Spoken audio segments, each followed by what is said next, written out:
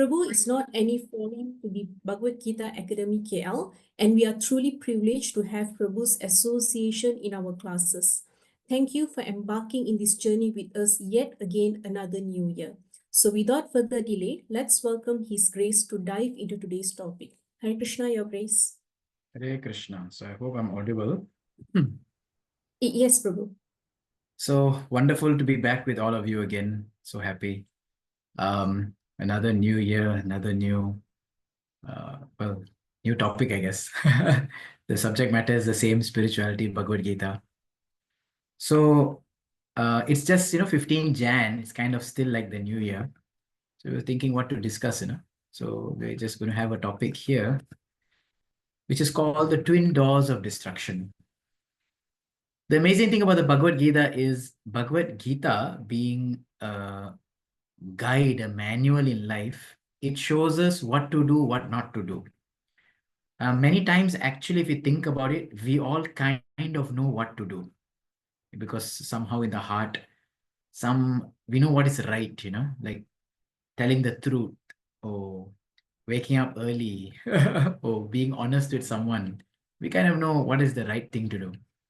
But sometimes we may feel something which is actually wrong, but we may feel it to be very right because we do not have direction. We become blinded by our emotions, one can say. So that is when Bhagavad Gita is very pertinent, very important to remove the cataract in our eyes. So here, this topic that we're going to discuss today are twin doors, two doors, twins, twin doors. That means you can't have one without the other. So let's see what we are discussing here. Just a what do you say, a heads up or a notice. This time the slides are generated by AI, so I didn't have so much time. So thank God, or thank scientists, or thank somebody for AI. So I kind of use the help of AI to get this done quickly. Life, like I said, January 15, which is 15 days in the new year. In the new year, everyone is thinking about, oh, something new is there. Everyone is excited, People celebrate the new year in the worst ways possible. They drink, or whatnot. And so if you ask them, why are you celebrating? They said they don't know. So you don't need a reason to do bad things, but then they always ask a reason for good things. Like if you ask them, come to the temple, they'll say, why? Oh, why don't you join the yatra? Why? So New Year is like that. New Year's a time where people do a lot of resolutions. Right? I'm not sure. I'm not sure. Maybe most of you must have done. Some people take resolutions that, 2025, I am going to hit the gym. I'm going to be healthy. Some people say I may turn vegan. I may do this. I may do that. We make a lot of resolutions, but in the end, all resolutions become dissolutions. They get dissolved. Why? In fact, we see New Year gives us a lot of hope, right? New Year is the time that we begin with renewed optimism, determination, and we're very excited for it. So every New Year, we get new hopes that, okay, now I'm going to do better. Students, they start saying that I'll study for 4 hours every day, 5 hours every day. So we make a lot of resolutions. But after a few days, after making all the resolutions, we start to get realizations. A bit tough, a bit difficult. Forget about it. Not possible. We start thinking like that. And after some more days after getting these realizations, we get depressions. We start thinking, my God, it's too difficult. Like someone who makes a resolution to eat healthy. So I will not eat oily food or fried food. And then, oh my God, then Thaipusam comes or something comes, then sweets and all that comes. And it's very difficult. So we get a lot of hopes, we get a lot of resolutions, then we get a lot of realizations that we cannot follow, then we get into depressions. And after even more days, we even forget the whole thing. What did even I resolve for? I don't even remember what kind of resolution I made. So we require a lot of spiritual alignments. Now, many of you who own vehicles, when you drive on the road after an X number period, in the routine maintenance, you take your vehicle to the workshop and then you have to do realignment of the wheels because after some time they kind of get, misaligned. So similarly, Bhagavad Gita is that book which gives a framework which allows us to realign back ourselves. And it's very important because sometimes our emotions get ahead of us. So let's look at the shloka where Krishna tells Arjuna in the end of the third chapter of Bhagavad Gita about the twin doors of this destruction. So this is the third chapter, 37th verse. Krishna is speaking to Arjuna. He says, Sri Bhagavan Uvacha, Kama esha krodha esha rajo guna samudbhava mahasano mahapapma vidhi enam hi avairinam. So in the third chapter of Bhagavad Gita, Krishna has spoken everything in the second chapter. But Arjuna has a question in the third chapter. Because in the second chapter, Krishna told Arjuna that work with detachment, fight with detachment. So Arjuna felt like these two things are oxymorons, ironies. How can you want fight and be detached? How can you be a patient enthusiast? Be enthusiastic but be patient at the same time. Sometimes it doesn't gel. So Arjuna asked a question in the third chapter, hey Krishna, do you want me to fight, meaning action, or do you want me to renounce, meaning inaction? There are two complete things. Which one you want me to do? Krishna says, I want you to do both. I want you to do that activity which gives you no reaction. Oh my God. So then Krishna speaks about the whole thing. And in the end of the third chapter, in these verses, beginning from this verse, Krishna gives a warning to Arjuna. Arjuna, in all your endeavors, be careful of these twin doors of destruction. Whatever you want to do, action, inaction, resolution, dissolution, whatever you resolve, whatever you're determined for, be careful that two things are going to mess it all up in your life. What are the two things? Lust and anger. Kama esha, krodha esha, like the shloka mentions. So here's the translation. Kama esha, krodha esha, rajoguna samudbhava. For someone who has so much rajogun, it's born from this rajogun, kama and krodha, lust and anger. And he calls this Mahasano Mahapapma, Mahaasana. It is the great Ashana means that Ashana means to eat, right? It's the great devourer, that which swallows, engulfs everything. We're going to see why is lust and anger so engulfing. And it's Mahapapma. It's the most sinful thing in this world. Oh, we don't even, if it gets into your system, it's never going to get out. Vidihi iha vairinam. In fact, in this world, don't make enemies with anyone. You don't need to go and find for enemies. The biggest enemy is that. What is that? Lust and anger. Okay. So in our Shastras, many times they talk about one becoming blinded by lust and anger. Right. So sometimes anger is called kamanuja. Lust is kamam. And krodham, or anger, is sometimes another word for anger. Krodha is also called as kamanuja. Anuj means younger brother. Okay, kamanuja means the younger brother. So agraha means elder brother. Like we have Ramanuja, like Ramanujan. So he's the younger brother of Rama, which means Lakshmana. So here anger is known as kamanuja. Here, it is also called sometimes kamanda. So kamanda means blinded by lust. Lust, when a person is so overcome by desires and wants and needs, I want it, so much overcome by their own emotions, they sometimes become blinded. It's very dangerous, It can lead us to destructive choices, loss of morality, and similar things with anger as well. It is called krodanda, when one becomes blinded by anger. It clouds our judgment, we harm ourselves, we harm others. Give an example, it's very common actually. Boy likes girl, okay? Boy in the college, it doesn't happen nowadays in university so much, it happens in school itself. So school boy sees a school girl, school boy is not head over heels, but whatever, he's just crazy for that girl. And he watching all the Tamil movies and everything, he tries all the tricks and techniques to, get the girl's number, get her attention. But the girl is just reluctant. She's like not interested at all. And this boy is so overcome day in, day out. Every night he's thinking of her. Look at the wall, he sees her face. He looks in the basin, he sees her face. He looks at his food, he sees her face. Gosh, God only knows if he looks in the toilet seat, he sees her face. But anyways, whatever. So he's seeing her face everywhere. And he's so overwhelmed with thoughts that he wants her. He wants her. He wants her. She is his. Now, the moment when he cannot get her, what is a common occurrence? He said that if I can't get her, nobody will get her. And therefore, we see so many incidents like acid attacks. That if I cannot get you, no one will get you. Recently in India, in one part of India, there was a very horrid case because it was caught on camera of a guy who could not get a girl and he ran over her with his vehicle. So crazy, If you like someone, why you destroy them? Because Kama and Krodha are twin doors, we discussed. They're twins. They cannot be separated. This is the danger. We think about it. It's so dangerous that whenever Kama or lust arises, on the others, the flip side is going to be Krodham. And wherever Krodha arises, the flip side is Kama only.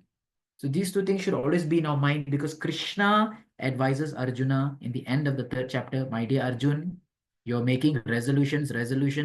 I'm going to be like this. I'm going to do like this. But nothing is going to work if you do not be careful of these twin doors. If you do not be careful of this Kama and Krodha. It's only arising due to Rajagun, due to passion. It will devour you. It is most sinful. It's your biggest enemy, not the Kauravas. Kauravas are not your enemy. These two things are the greatest enemy. So this is actually a sign for all of us, that in bhakti especially, we need to make resolutions. I remember when I was in Malaysia in our temple in Sri Jagannath Mandir, my counselors at the time told me that, you should, if you want to read books, if you want to read Srila Prabhupada books, make sure you make a note of it, which book you read when. I said, why to tag and why to track? He said, if you don't track, you will not see progress. This is our corporate lingo, But it's true. If you don't make some resolution, like I said that, okay, this year I'm going to complete so and so book. I'm going to complete Bhagavad Gita. I'm going to do this. I'm going to chant. I'm going to do this.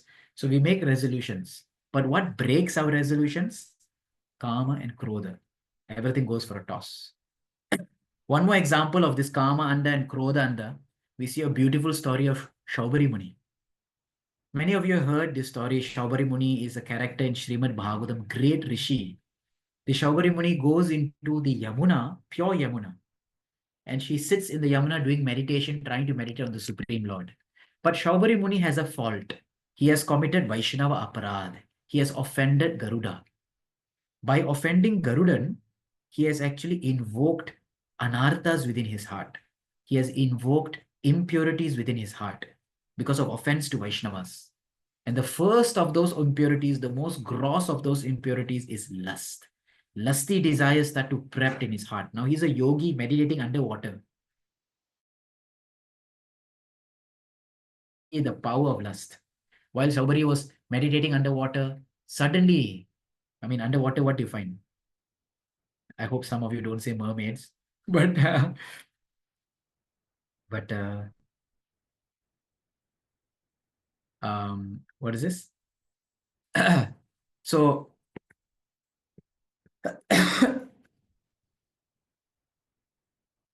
Hare Krishna.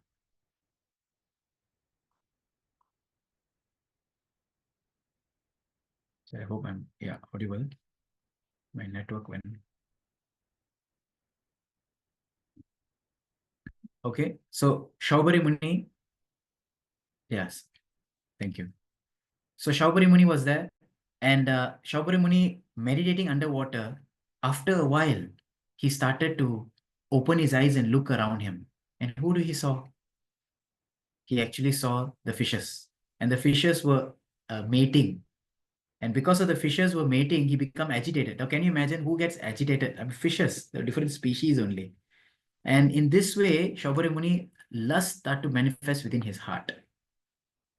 And Shaubari Muni became so lusty, he came out of the water. He became Kamanda. He became so lusty. He started searching, I'll get married immediately. I'll do this, I'll do that. And he found 50 daughters of King Mandatha. And he said, I'll marry all of them. So this is the lusty desire, there's no limit. He said, I'll marry all of the ladies. But here's a rishi who has been meditating underwater for so many years. What happened then?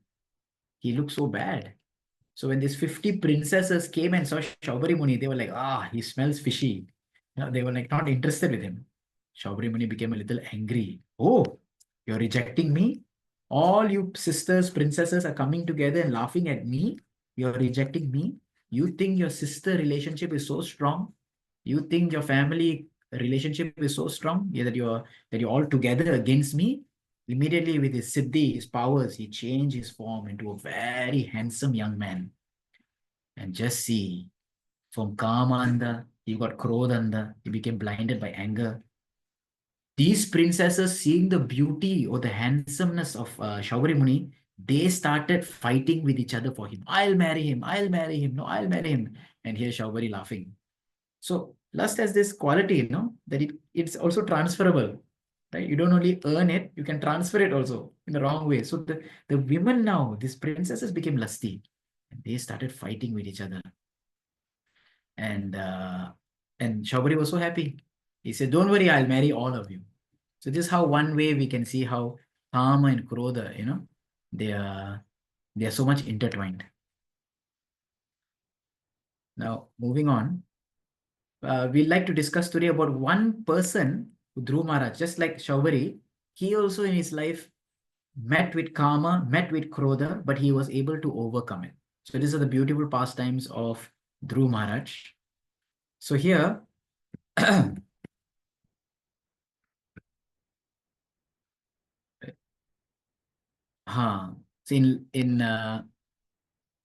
when we talk about Kamanda, when we talk about lust, so there are so many examples, Um, there was this story once that a boy liked a girl and he wanted to marry her.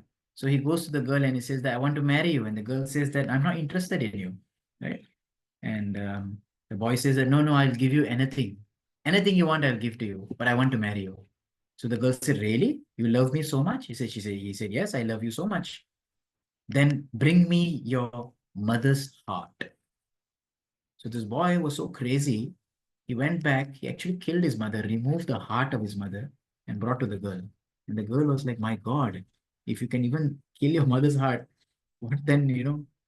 So this is the actual stories, of how powerful lust is. Lust is so blinding, it's so crazy. Sometimes girls are crazy after boys, the same way, right? They're willing to risk their reputation. They go against their father, they go against their family, eloping, they ran away, so on and so forth. They risk their reputation. People who are so blinded by their own lust, they want to become rich, they start doing illegal things, right? They may go into drugs, they may go into scandals, bad things, smuggling, just to become rich. People who want to become powerful, famous, they are willing to do anything, embarrassing even, embarrassing bad things even. So this is the craziness, the power of karma. So let's look at the story of Dhruva Maharaj. Young boy, he had one desire. You can say his desire, his karma, his one desire was to get a kingdom bigger than his father.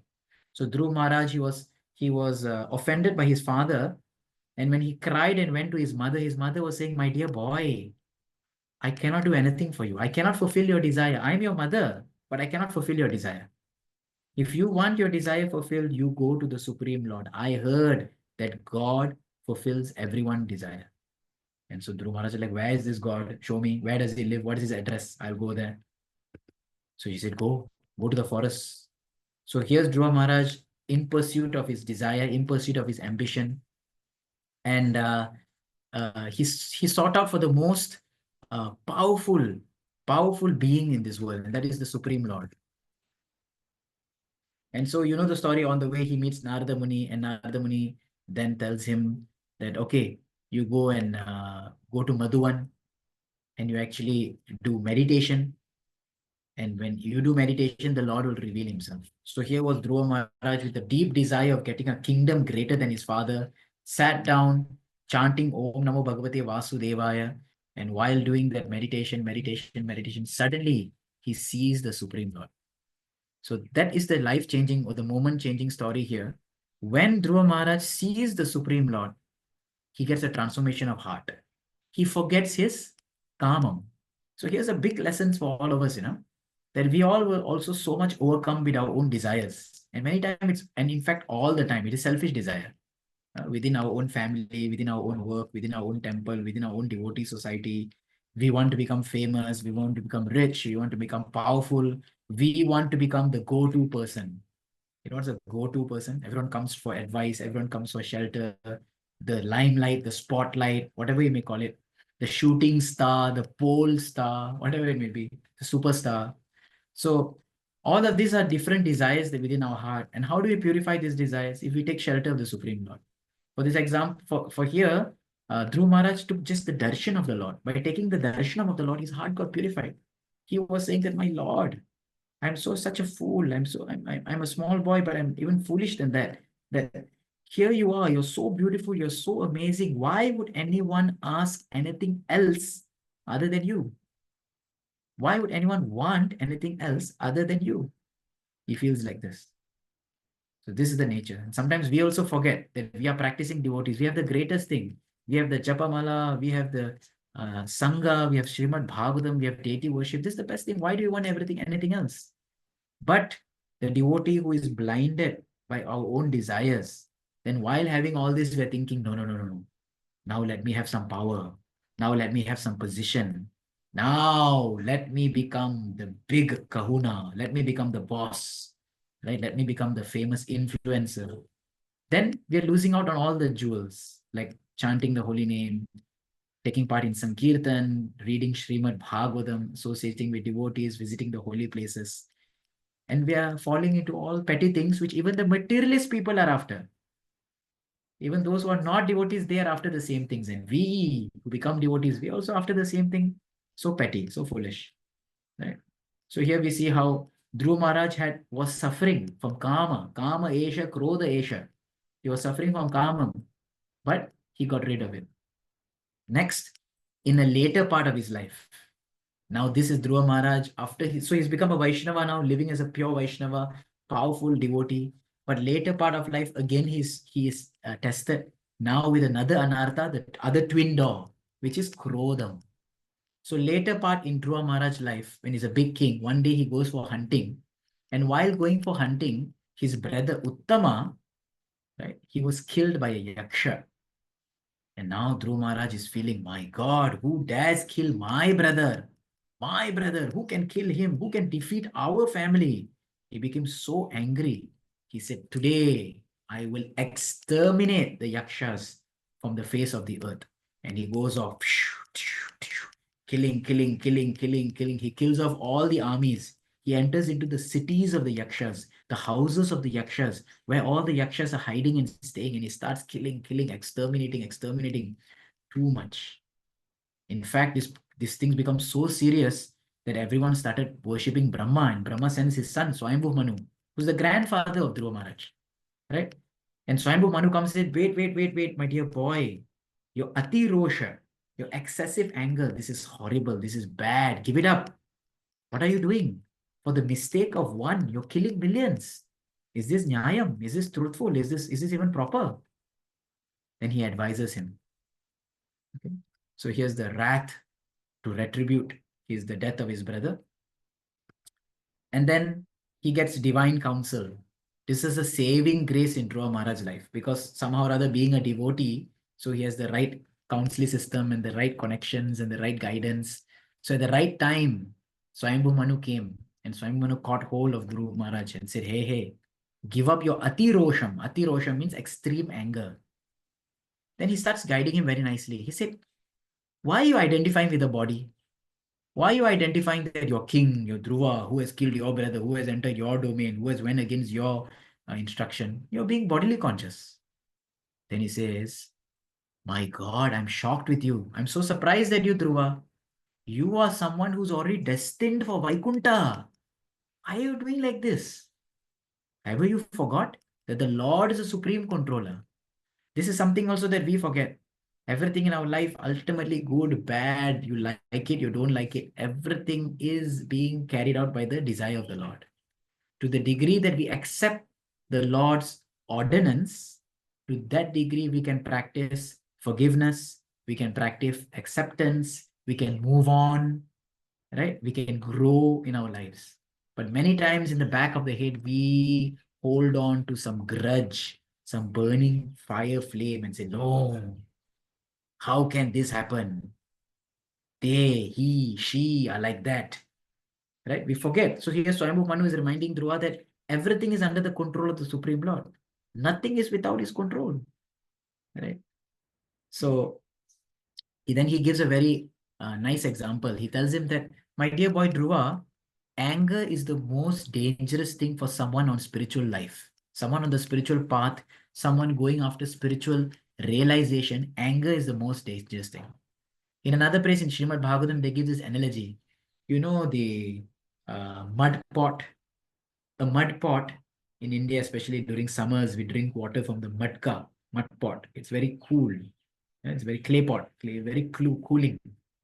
So sometimes if there's a crack, then how much you try to fill it, the water will seep out. Similarly, exhibiting anger is like we cracking ourselves. We will lose all our Brahma Tejas. We will lose all our spiritual potency.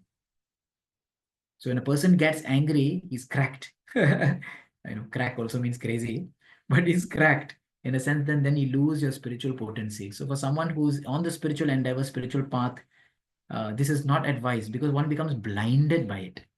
It's very, very dangerous.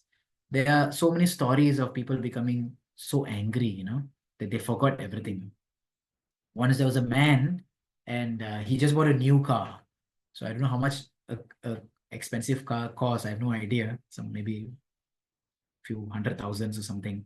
Let's say a BMW or Mercedes, whichever is more costly. Anyways, so so one man buys this expensive BMW Mercedes vehicle, and he just bought a new car. So anyone who owns a car, no, we keep it very carefully. Even if someone you give a lift and they slam the door, you become very angry.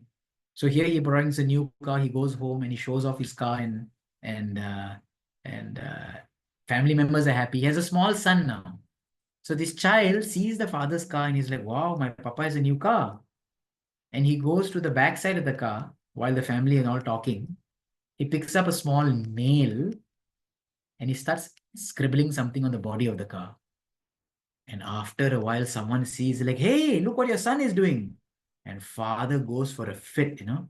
He's like, my God, new car just brought, boy, what's wrong with you? Grabs him by the neck, pulls him, gives him left, right, center, twists his arm, slap him on the face. And he was so caught up with his anger, so crazy over his anger. He was beating the boy like anything. And actually the boy ended up in hospital. And then now the father, seeing all this, anger is gone. He becomes a little, guilty, and he feels, my God, what did I do? How can I become like this? And then boy is in hospital now. Father goes home. Father's thinking, my God, just for this, why did I get angry? Then he starts justifying. No, no, no, no. Boy was wrong. He deserved to be taught a lesson. And then he thought, he got tired. He said, let me just see what he was doing. So he went to the car and he saw what was his son scribbling. And he saw that the boy, right? My dad is the world's best dad. The father breaks down in tears. He's like, my God. How when anger sometimes overwhelms you, and we're like, destroy everything, throw everything, So in many cases also sometimes when people, they become so angry, they don't realize what they're doing. I remember just couple of weeks ago, I was in the village, in our area here, village. So here there's a lot of, maybe everywhere in the world, but here especially, there's a lot of alcohol problem. People make brew their own alcohol at home. So one of the men in the village, he was a drunkard and he always used to beat his wife. And one day, I think it was just too much. So this lady got so angry, she beat her husband to death. She got so angry, she just beat the man, and he died. And so, I mean, sometimes when we get angry, it's so dangerous that we get beyond it. Now, hearing all these words from Swayambhu Manu, that he says that, hey, hey Dhruva, you forgot who you are. You're a pure devotee since 5 years old. You met the Supreme Lord. You forgot about all that. When you met the Supreme Lord, what did you ask for? What did you want? You just wanted remembrance of the Lord. You just wanted bhakti. You forgot all these things. Slowly, Dhruva starts remembering, yes, yes, yes, yes. And there was a spiritual transformation in his heart. He says, yes, I'm already a devotee, destined for Vaikuntha. So, what is the need here? No, right? He starts giving up his anger. So this is very pertinent then for all of us, that these two things of lust and anger, they come in our lives, just like they come in Dhruva Maharaj's lives. So at the right time, we can see that, if we are connected, if we have a background of spirituality, if we actually have the right association, if we are, having the Lord's grace, we can come out of it. Because if we don't, these are the two things which are going to destroy our spiritual lives, literally. And many times, many devotees actually, even with years of practice, they fall victim to this, either from material desires, kama, or from krodha, frustrated material desires, when they're not able to fulfill their material desires, or not able to get what they want, because they're wanting the wrong thing. If you only want Krishna, then it's very easy to get Krishna. You just chant Hare Krishna, he's already there. But if you want something else, then it's going to be very difficult. So when devotees struggle in bhakti, Prabhuji, is very difficult. Prabhuji, I'm telling you, it's so difficult. Actually, what is difficult? The kama and the krodha. That is difficult. Because getting Krishna is actually very easy. You just have to chant Hare Krishna and want Krishna. That's all. So just see from the stories we shared of a boy cutting out his mother's heart, from a man beating his son, to a so-called paramour disfiguring the girl he likes. There's so much endeavor, so much pain, and so much frustration in all these activities. Now, let's look at how we can improve ourselves. This is a new year, like we said, 15 days in, the whole year is there. Developing qualities in our heart, right? Improving ourselves in bhakti is very important.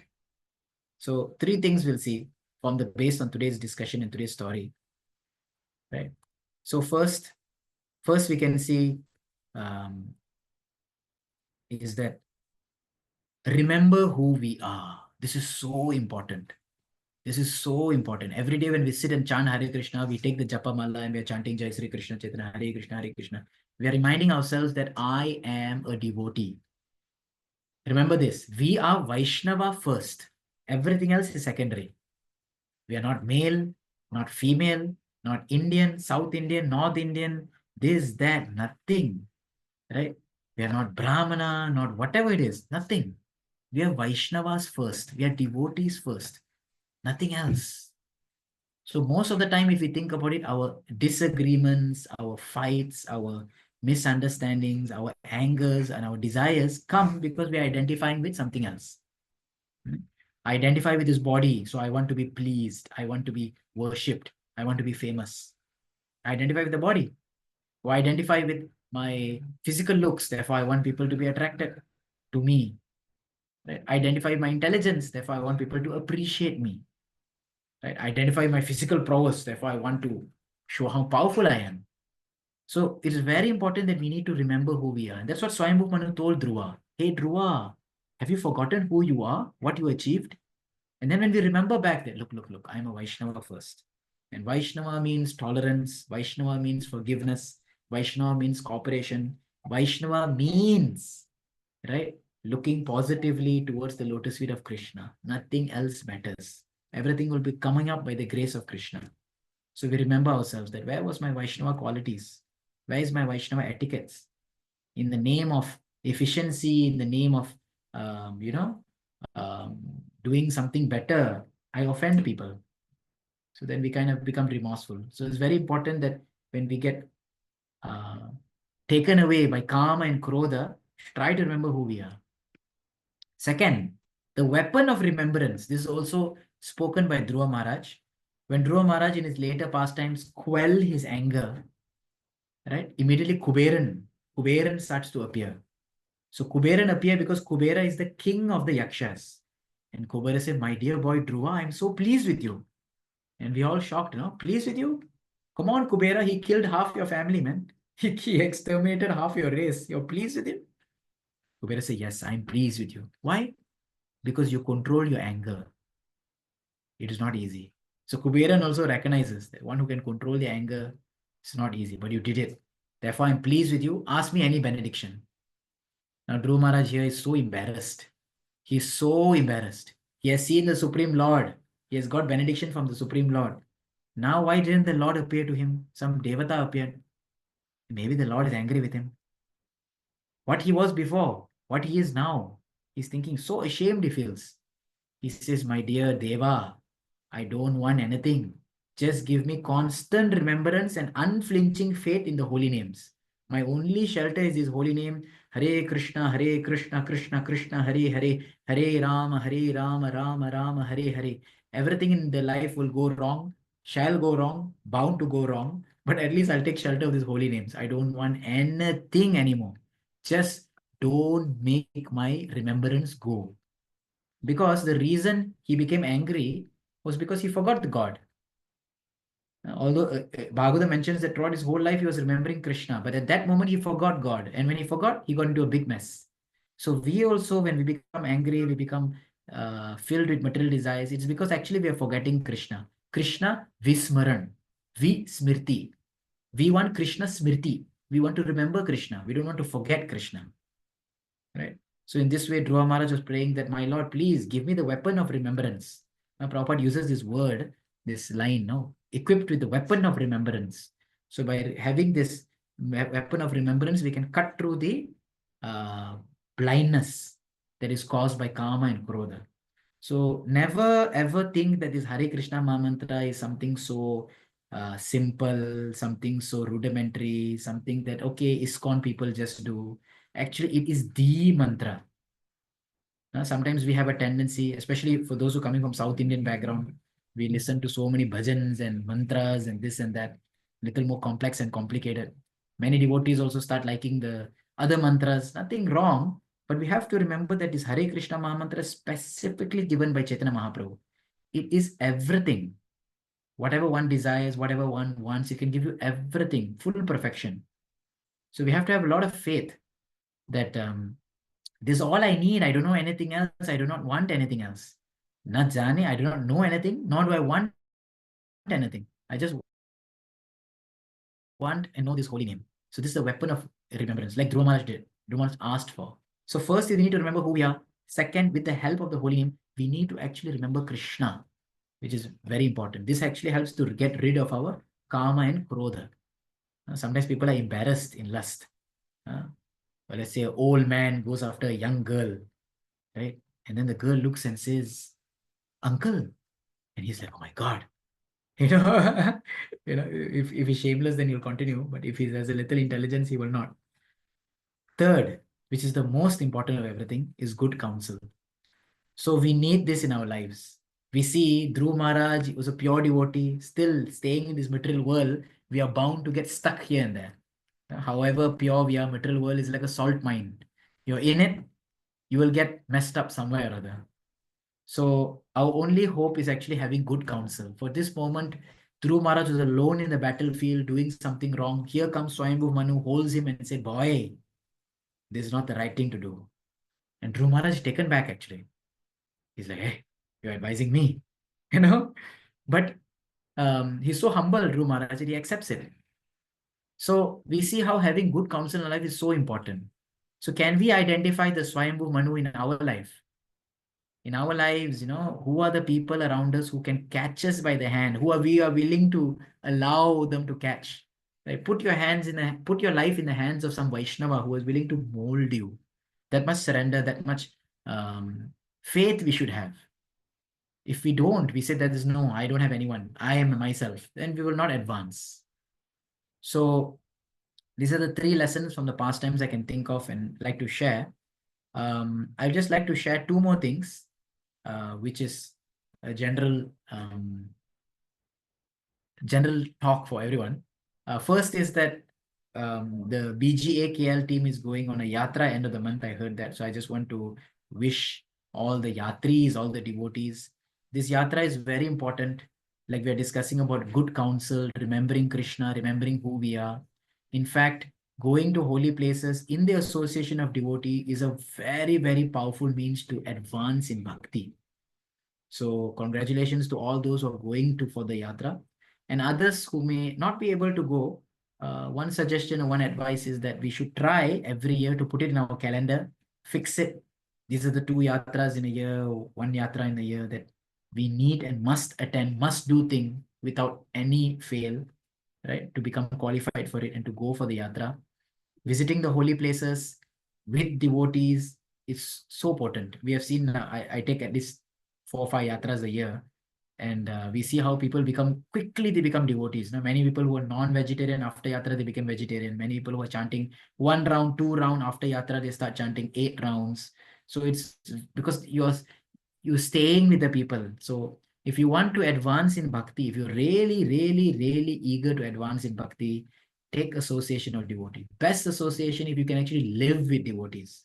Now, so many people are grahasthas, family people. You can't live anywhere except outside your own home. Anywhere outside your own home except in your own home. So yatra is a time where you can actually stay, live with devotees and travel with devotees and wake up with devotees and worship with devotees and do sadhana with devotees. So it's a very, very powerful thing actually. Right. So we invite all devotees to come together, stay in the holy place and chant. Second thing I would like to share is somehow Krishna willing, I'll be coming to Malaysia next month, exactly 1 month from today. So we're very happy to meet devotees in certain places, sometimes a little in KL, having some activities in the north, going down to Malacca, Uttamangi Devaki Mataji, who got connected to all these classes. She was very kind to host some activities. So like that, visit and hope to see some devotees also while I'm in Malaysia for whatever period of time.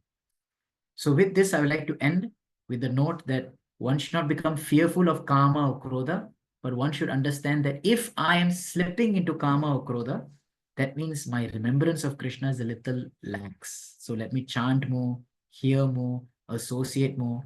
Quickest way to advance is to stay with devotees. Take out some time, go for yatra. And for those who are single, then probably you can stay in devotees' houses or some other devotees who are practicing nicely, who are doing morning program or chanting, right? So that's the benefit for you. You can learn faster when you stay with devotees. You put all your selfishness aside, because you have to adjust. You have to wake up together, you take bath here, go and there, stay. It requires some little adjustment. This adjustment is austerity. And this austerity is very good, actually. So thank you all so much. Hare Krishna. We'll open up for questions. Hare Krishna, Your Grace, thank you so much for the beautiful and insightful discourse today. It was truly enlightening and we deeply appreciate Your Grace's time and association today. We can now take 1 or 2 questions. Devotees, please feel free to type your questions in the chat box.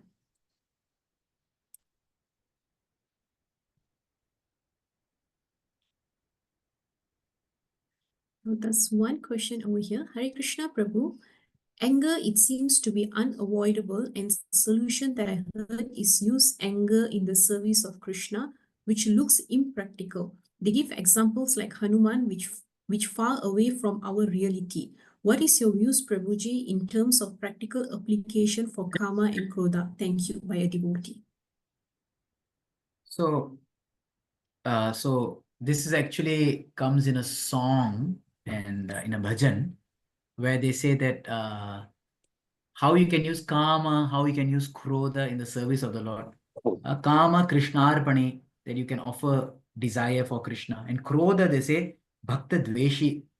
So those who are against devotional service, those who are against the devotees, you direct your anger towards them. Right? Those who blaspheme the devotees, those who are cruel to devotees. We see sometimes here like people who beat devotees and offend devotees and sometimes even beat cows. And so if you're feeling anger in the heart, then take it out in that way. Of course, Lord Chaitanya Mahaprabhu showed us the gentleman way of showing anger, which is by showing the civil disobedience. We don't go around killing people, but you should express your displeasure. If you need to express your displeasure, express it for something that is an injustice towards a Vaishnava. But do it in a Vaishnava way. So when they say that express your anger doesn't mean, it doesn't give us a license to go around beating people. But expressing your anger means whatever frustration that we feel, express it for the right reasons. So we take the side of devotees. We want to see Vaishnavas and sadhus and they are protected. It happens a lot. So Hanuman here, the example was that he was offended he got offended by Ravana, and he found Ravana to be very disgraceful, being offensive to Lord Ram. And therefore, with that anger which burnt like fire, he set fire to Lanka. Now, we may not do like that. We don't have that capability. To use anger, to use karma, you have to be beyond it. You have to be above it. You can only use something when you're in the control of it. So if you have control over your anger, then you can use your anger. Like Srila Prabhupada's example we see. When Srila Prabhupada would sit and talk to devotees and someone would fumble or do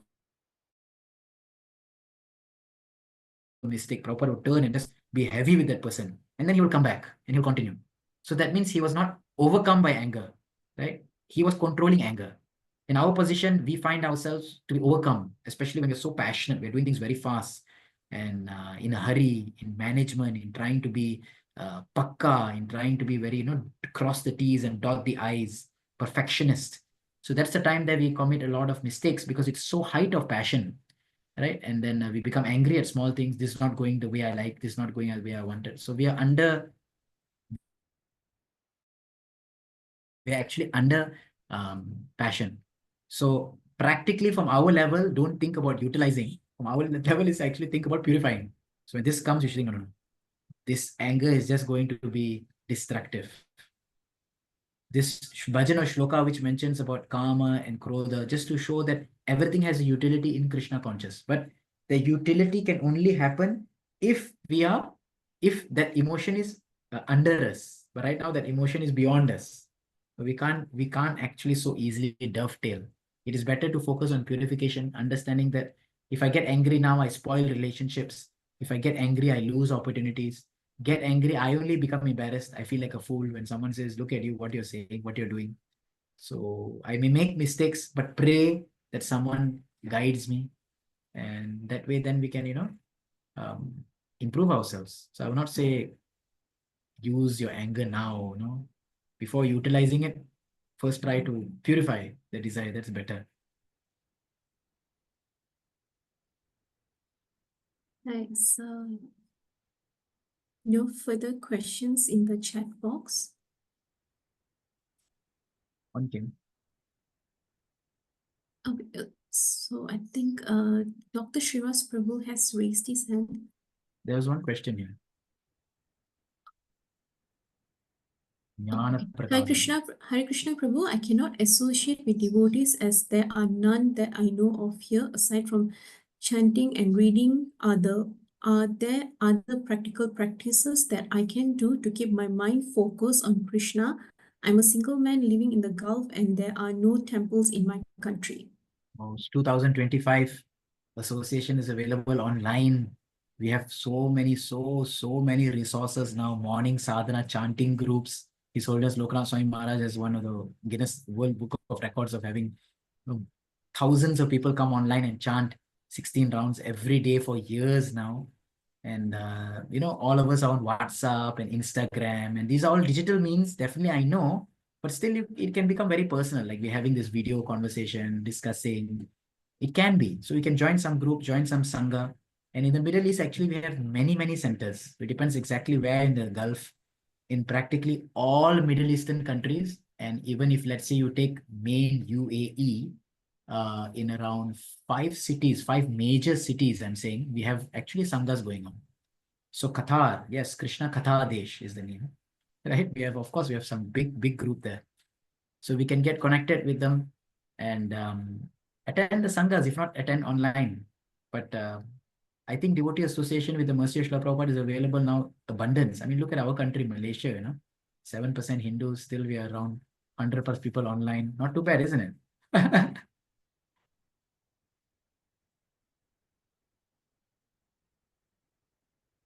There's no other questions. So Yes. So once again, thank you so much, Prabhu, for making time for BJKL today. We eagerly look forward to your grace's next class and more opportunities to benefit from Prabhu's association. With that, we have come to the end of today's session. Hare Krishna once again, Prabhus and Matajis. Thank you for joining us today. We will see you again next week. All glories to their Lordship Sri Lakshmi Narayana. All glories to Sri Radha Madhava Astasakis. All glories to Sri Jagannath Balati Subhadra. All glories to Sri Gauranitai. All glories to Sampradaya Acharyas. All glories to His Divine Grace Srila Prabhupada. All glories to the assembled devotees. Hare Krishna. Hare Krishna. Thank you, Mataji. Thank you, Prabhu. Thank Hare you. Krishna, thank you, Mataji. Thank you, Mataji. Thank you, Prabhu. Thank you, Thank you, Mataji. Mataji. Thank you, Thank you, Prabhu. Hari Prabhu. Bol. Mataji. Hare Krishna. Thank you, Prabhu. Thank you, Prabhu. Hare Krishna. Thank you, Hare Prabhu. Krishna. Thank Thank you, you, Prabhu. Thank you, Mataji. Mataji. Hare Krishna, Prabhu. Thank you, Prabhu. Hare Krishna, Prabhu. Hare Mata, thank you, Prabhu. Thank you. Hare Hare Krishna, Krishna, Prabhu. thank you, Mataji. Nice Thank you, session. Prabhu. Thank you. Hare Krishna. Thank you very much. Thank you, Hare Mataji. Krishna, thank you, Mahaji, thank you, Prabhu. Hare Krishna, Prabhu. Thank you, Prabhu.